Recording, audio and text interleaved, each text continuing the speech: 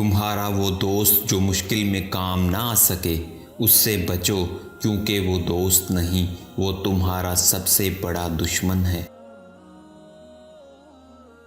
جاننا چاہیے کہ غیبت وہ ہے جو کسی شخص کی عدم موجودگی میں کوئی بات کہی جائے اور وہ بات ایسی ہو کہ اگر اس کی موجودگی میں کرتے تو اسے ضرور اس سے کراہیت پیدا ہوتی۔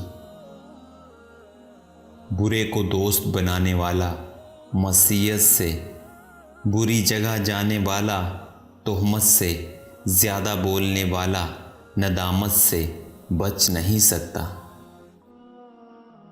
اللہ تعالیٰ نے اپنی رضامندی کو اپنی اطاعت میں چھپا رکھا ہے، لہٰذا کسی عبادت کو کتنی ہی چھوٹی کیوں نہ ہو حقیر نہ سمجھو۔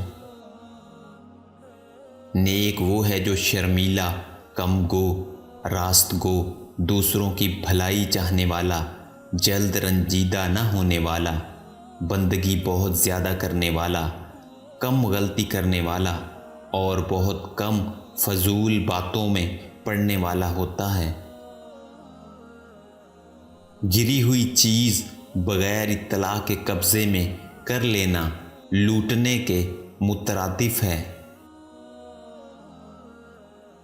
معلوم ہونا چاہیے کہ دنیا کے 3 درجے ہیں، ایک کھانے، کپڑے، مکان وغیرہ سے بقدر ضرورت کا ہے، دوسرا درجہ مقدار حاجت کا ہے، تیسرا درجہ زینت کا اور شان و شوکت کا ہے۔ جب کوئی صاحب عقل و ہوش کسی کا مال ضائع کرتا ہے تو یہ بہت بڑا ظلم اور گناہ ہے۔ جاننا چاہیے کہ جب چاہ کی دوستی دل پر غالب ہو جائے تو یہ دل کی بیماری ہے اور اس کے علاج کی ضرورت ہے، کیونکہ یہ مال کی محبت کی طرح نفاق، ریا، جھوٹ، مکاری، عداوت، حسد، جھگڑے، گناہوں کی طرف کھینچتی ہے۔ دوسرے لوگ تو کیا، اپنے بیوی بچوں کو بھی مال کی مقدار نہ بتاؤ، کیونکہ اگر وہ اسے کم سمجھیں گے تو تم ان کی نظروں میں گر جاؤ گے، اگر زیادہ سمجھیں گے تو تم کبھی انہیں راضی نہیں کر سکو گے۔ سختی کے بغیر انہیں دور کرو اور کمزوری ظاہر کیے بغیر ان کے ساتھ نرمی سے پیش آؤ، اور ان کے ساتھ زیادہ مذاق نہ کرو، ورنہ تمہارا وقار ختم ہو جائے گا۔